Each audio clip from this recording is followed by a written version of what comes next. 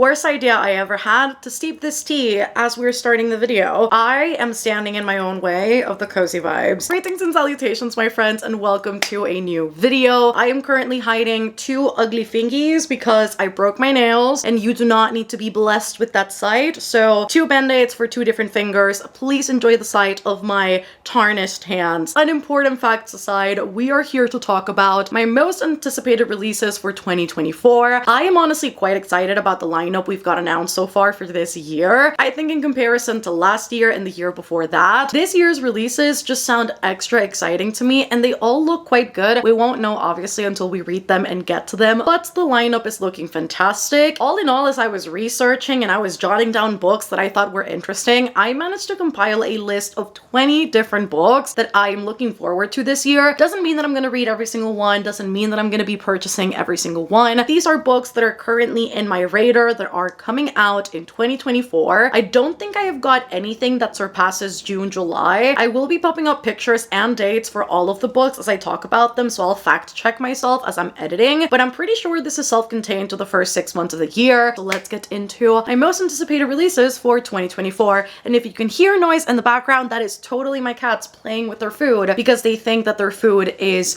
something they need to hunt down. I most certainly took those cats off the street, but I don't think they have realized that they are off the streets. But before we jump into the rest of the video, I do want to give a massive shout out to Bellway for partnering with me on today's video. Come close, friends, we're gonna have a little talk. Now, I know I'm not the only one that has the classic New Year's goals of taking care of my body, listening to it, making sure to nourish it. You guys know that I've gone through a lot of ups and downs with foods, and I want to make sure that my gut is the healthiest it can be. And one of the things that is immensely helpful for that is fiber and upping your fiber intake, because the average person doesn't consume enough fiber in their everyday diet to make sure that it all stays running as smoothly as possible, and that is where Bellway comes in. If there is anything I have learned throughout the years is that fiber is a for sure way to detox your system and to make sure that you are going to the bathroom without having to run to the bathroom. Aside from that, it can help relieve and prevent bloating depending on what you're eating, helps relieve and prevent gas as well. The cool thing about Bellway is that they are organic, all natural, keto, vegan friendly, paleo friendly, and they have got a wide array of products to choose from. I've got 3 of my favorite products right here. If you're like me and you're better at taking capsules rather than gummies, they do have that option as well. It is made with psyllium husk. Then we have got things like their super fiber fruit. They have got this in several different flavors. The one that I have tried that I like the best is the mixed berry. I definitely have a lot of trouble with meeting my protein intake, and so something like their plant protein can be super helpful just to make sure that you are reaching those numbers and making sure that your body has got all of the nutrients that it needs. And aside from all the other benefits, it can also aid in having healthy blood sugar levels, and it can also aid in improving your heart health. So the things just get better and better with Bellway's products. And if you go to their website, you'll find all of the other products aside from the ones I've mentioned. They also have collagen, they have got greens, they have got gummies. So regardless of how you like to get that fiber intake in, they have got an option for everyone. So I'll be leaving my link at the top of the description so that you guys can go check Bellway out and use my code MEL25 to get 25% off your very first order with them. Thank you so much to Bellway for sponsoring this video, and let's get right on with it. And I'm starting out with probably what is the most exciting release of this year for me personally, and that is The Tempest of Tea by Hafsa Faisal. I absolutely loved We Hunt the Flame. I have yet to read We Free the Stars, but I am so desperately excited about this book, mainly because it has vampires, and I really want to see what Hafsa Faisal is going to do with vampires. I really am hoping that the love interest is a vampire. I am not sure if they will be or if they won't be, but please, Hafsa, I am begging you. Personally, the book is already written and set to be published. I am begging. And the setup for this one is that we follow Arthi, who will go with her crew on a heist with vampires. And her tea house, which is very famous, turns into a blood house by dark. Because her tea house makes sure to feed those dark and dangerous vampires, she finds herself in some trouble,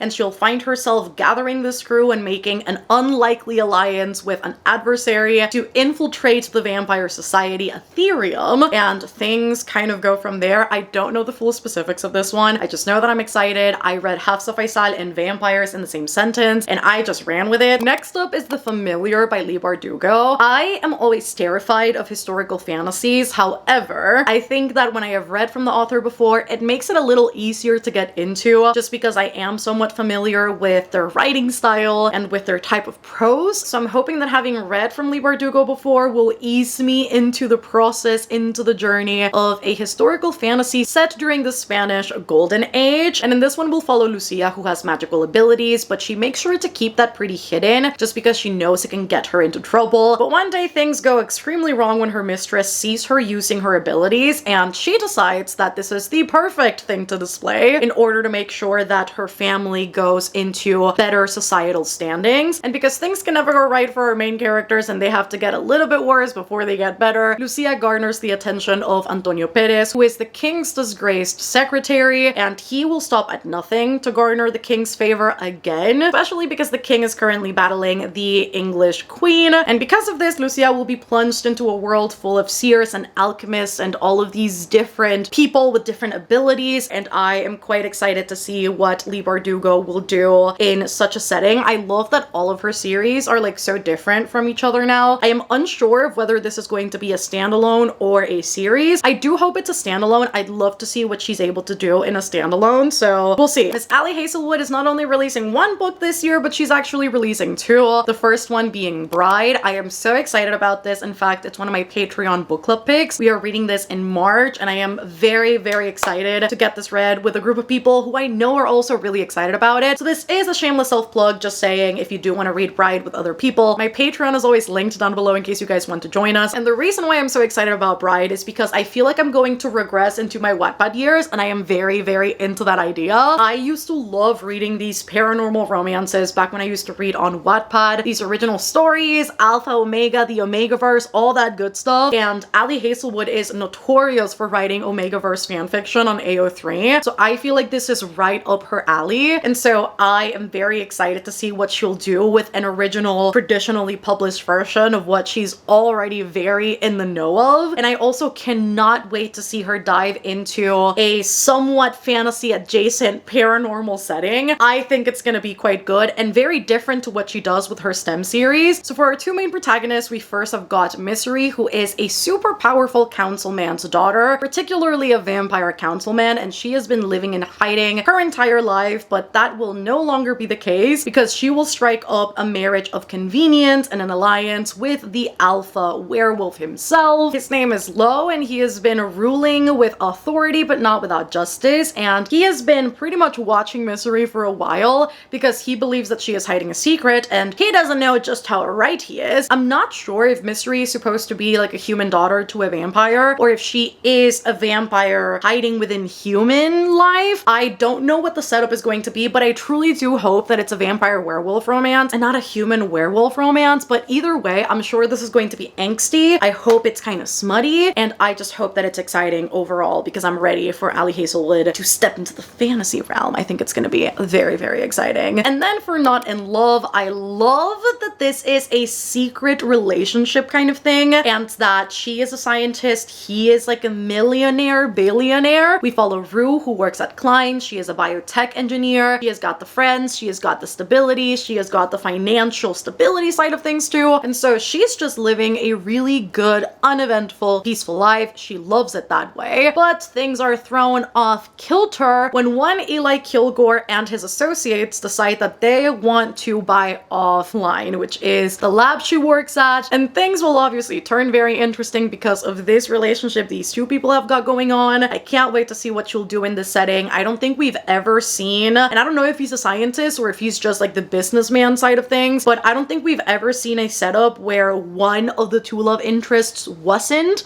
in the STEM world. And so I think this is going to be quite interesting, maybe a different perspective. And honestly, high time that we threw in maybe something a little different into the STEM series, something a little extra exciting. What I will say I don't love about this book is that cover. It's ugly and it doesn't match the others, and it bothers me. I was very torn on whether or not to include this because I'm still kind of swinging back and forth with how interested I am in this book. However, I do think there's a certain je ne sais quoi to it that is calling my name that I think could be quite exciting, so I do hope it ends up being really good. I think what made me swing more towards the route of I am interested is the fact that people who have already read this, have read, I guess, like arcs, I don't know, have claimed that as far as her newest releases go, is the most romance heavy one. And my qualm with her books as of recent has been that they have been more about the characters' lives rather than the romance, and I want to see a romance heavy book from Emily Henry. So Emily Henry is coming out with Funny Story this year, and in Funny Story we follow a Daphne who absolutely loves the way that her fiance Peter talks about their engagement story. She thinks that it is the most romantic, sweep you off your feet kind of thing, until he confesses that he is actually in love with his childhood best friend, Petra, which is honestly, might I say it, petrifying. Things do get better for Daphne, apparently, because she ends up rooming with Petra's ex-fiance as well, or ex-boyfriend, ex-something. And so now her new roommate, Miles, who is Petra's ex, end up making an alliance of sorts on one drunken night where they'll start posting misleading pictures. And I don't know if the misleading pictures happen incidentally or if it's a purposeful thing, but they'll start posting these pictures online.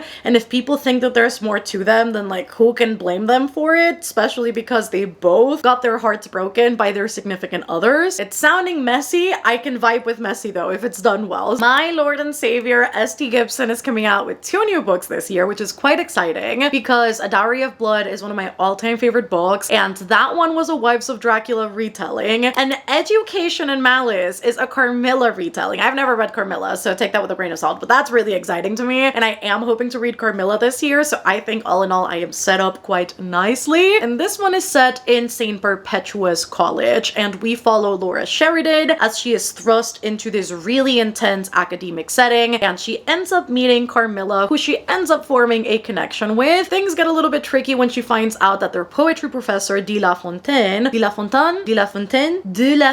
yes, has a really strange obsession with Carmilla. And as they are thrust into the confidence of said professor and they form this academic rivalry, they are pushed into a world of secrecy, politics, bloodthirst, and dark magic, and they'll have to figure it out themselves from there on. I hope that it's every bit as good and exciting as A Dowry of Blood. And then S.T. Gibson also has a polyamorous book coming out this year called Evocation, and this one has a devil setup, which is extra exciting. Literally the very first line of this thing is, "The devil knows your name." There's just something about that first line that gets me every time, and I'm so excited. My greedy little heart wants more S.T. Gibson, and I'm getting it all this year. And in Evocation, we follow David, who as a teen was a psychic prodigy who was very much encouraged by his occultist father. However, now in his 30s, he has curated a life as a Boston attorney, and he is very okay with the way that his life is going. But now the devil has arrived to collect on an ancestral deal, and he wants to get out of this whole situation because he definitely did not agree to it, and so he will enlist the help of his ex-boyfriend Reese and his now wife Moira to make sure that the devil doesn't steal David for good. Bound to be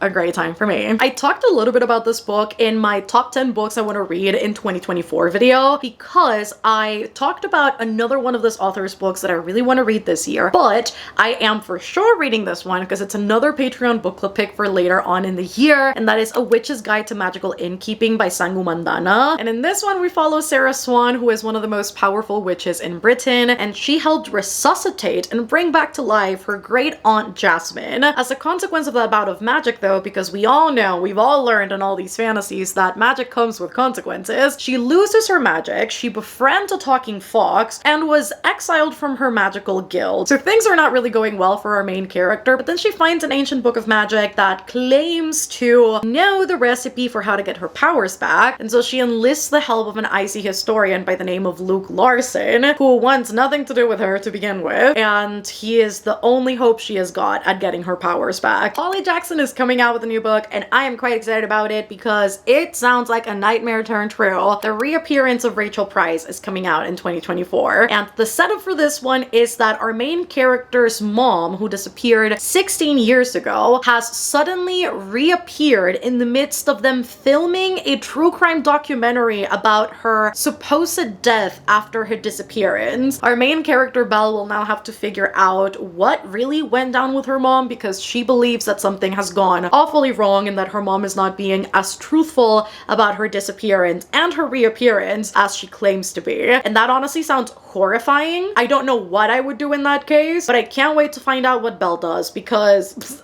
honestly, could not be me. I don't know what I'd do.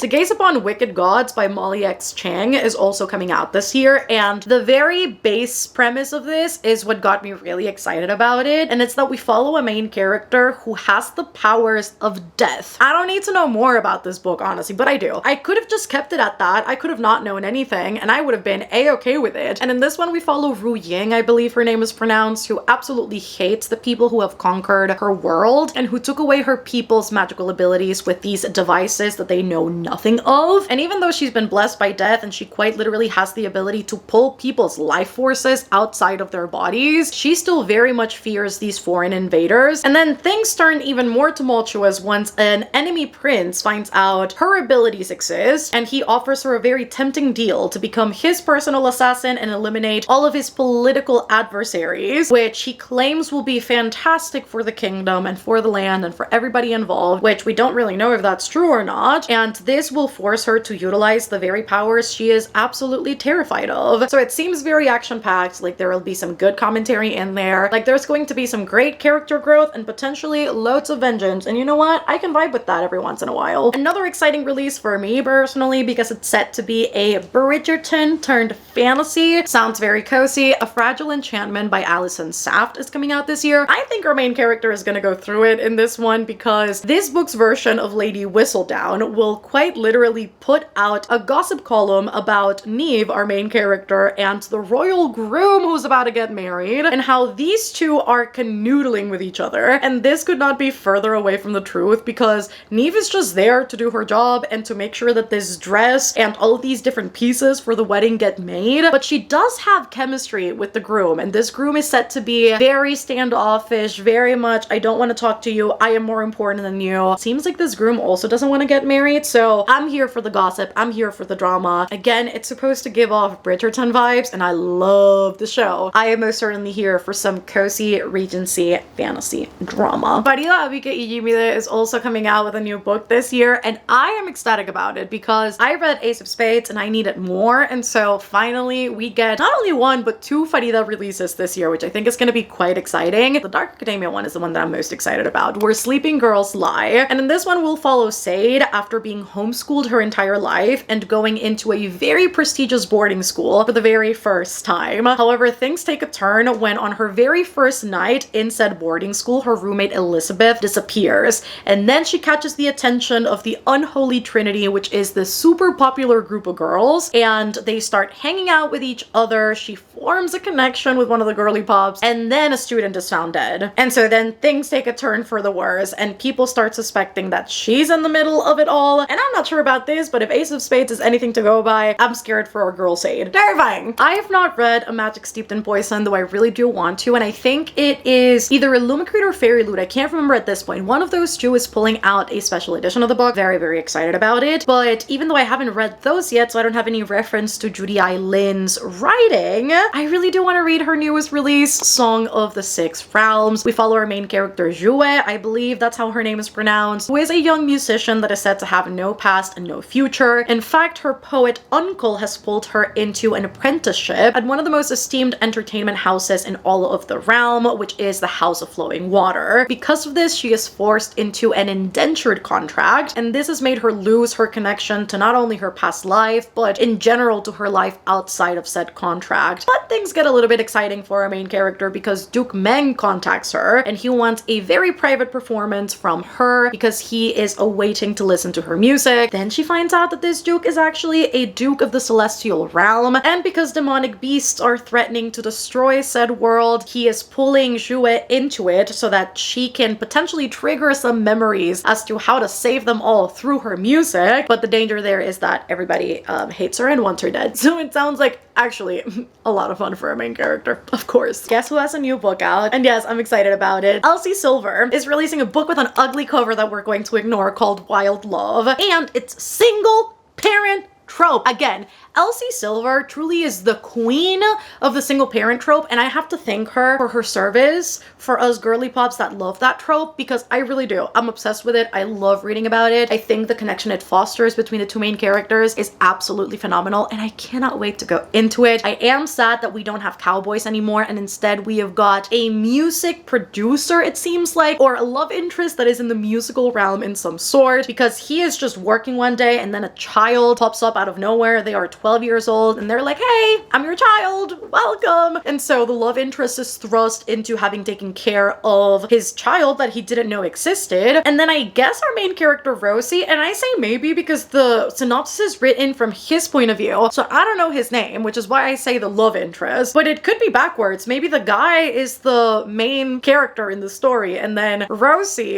is the love interest. It could be. Also, not to mention that she's a brat and he's got a brat kink, so I think it's gonna work out amazing for me, actually. So if you guys watched my best books of 2023 video, you'd know that I loved 7 Days in June last year, and I was talking about how I wanted more from the author. Guess who has a new book coming out? I'll wait. Tia Williams is releasing a love song for Ricky Wilde this year, and I'm very excited about it. We follow Ricky Wilde, who feels the pressures of her family a lot when it comes to her artistry. She is part of this huge Atlanta dynasty of artists and socialites, and she doesn't know how to live up to this expectation, and she really doesn't bask in the attention and the wealth that comes with it like her sisters do. And one day she gets the opportunity to rent out the bottom floor of a Harlem brownstone, and she cannot leave Atlanta fast enough, and she upends her whole life, leaves behind her family, her sisters, her life, her career, her wealth, absolutely everything to get a somewhat fresh start in a completely different state, in a completely different city. And she ends up meeting this very mysterious, handsome stranger that will show her all that love has to offer, I assume. Tia Williams, you're getting my money in 2024. Another person who is getting my money in 2024, Silvia Moreno Garcia. There's something about the cover of this book and the vibes of this book that is giving off Evelyn Hugo, but actually make it good. The Seventh Veil of Salome. I'm excited about it. I have missed a few of Silvia Moreno Garcia's releases. I do own some of them. I've yet to read them, but I will make sure that The Seventh Veil of Salome is read this year, because 1950s glamour in Hollywood with actresses as the main characters, I need that. I want that. I just know that Silvia Moreno Garcia is gonna give us the absolute juiciest commentary-filled book about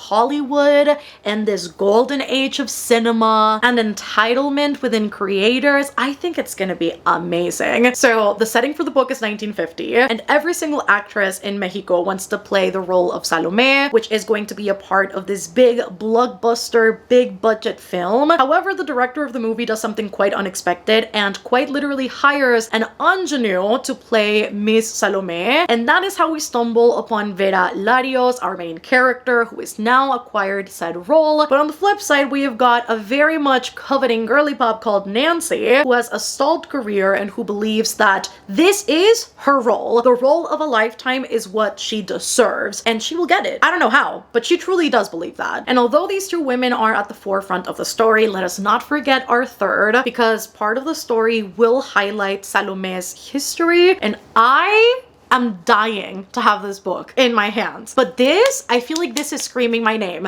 It might as well just have my name right there under Silvia's, as Melanie is very excited about this book. We'll give her her money and we'll read this book as soon as it comes out. Let us hope that prophecy is correct. I have been known to not read books as soon as they come out. Miss Haley from Pages of Haley. Haley Dennings is releasing a book this year, and I have seen the entire progress of that via her stories and her talking about it and working on the book and showing these tidbits as she's made progress with getting an agent and announcing the book, and it has been the most exciting thing to ever witness. It feels very monumental to see a fellow booktuber get a publishing deal. It's just so very exciting, and I hope that we're all ready to celebrate this ravenous fate this year because it sounds so freaking good. It is set in the 1920s. We have got vampires and vampire hunters. It is sapphic. We know it is set to have a knife to the throat scene and all of the good angst, so I am so very excited about this one. Reapers is the specific word used for once human vampires in this world, but on the flip side of those Reapers, we have got the Saint family, whose job is to make sure that these Reapers are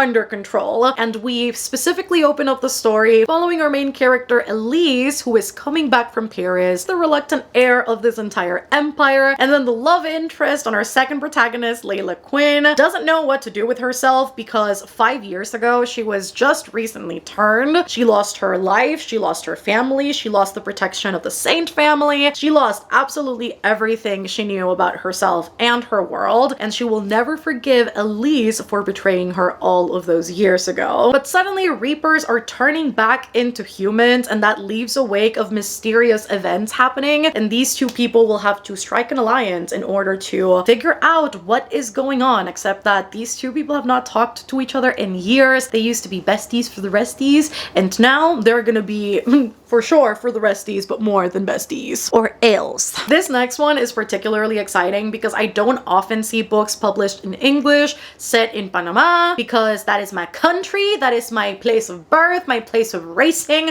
my place of living. Me cortas las venas y sangro panameña, así que I'm excited about this one. Acércate. Ese es el cuento completo. I am very excited about this one. I'm a little bit scared because it's historical, but I don't think that'll stop me from reading this because I really want to see this author's work, and this is Cristina Enriquez, The Great Divide. This one is set to follow the story of the Panama Canal. Don't we all know it? Don't we all love it? And how it is talked about being the greatest feat in engineering history. And we will particularly follow the voices of the people that are often taken for granted, often silenced, often disregarded as the people who actually got this project together. So we'll follow Francisco, who is a local fisherman who absolutely resents how these foreign powers are clamoring for a piece of his country. We have got Omar, who is digging up the excavation site, and although he perhaps doesn't necessarily agree with what's happening, this is his one chance to get out of his home and find connection with fellow humans. We'll follow Ala, who gets to Panama from Barbados in an attempt to find a really good paying job that'll help her cover her sister's surgery. And then we follow John, who gets to Panama in the hopes of finding out the truth behind malaria, potentially finding a cure to it,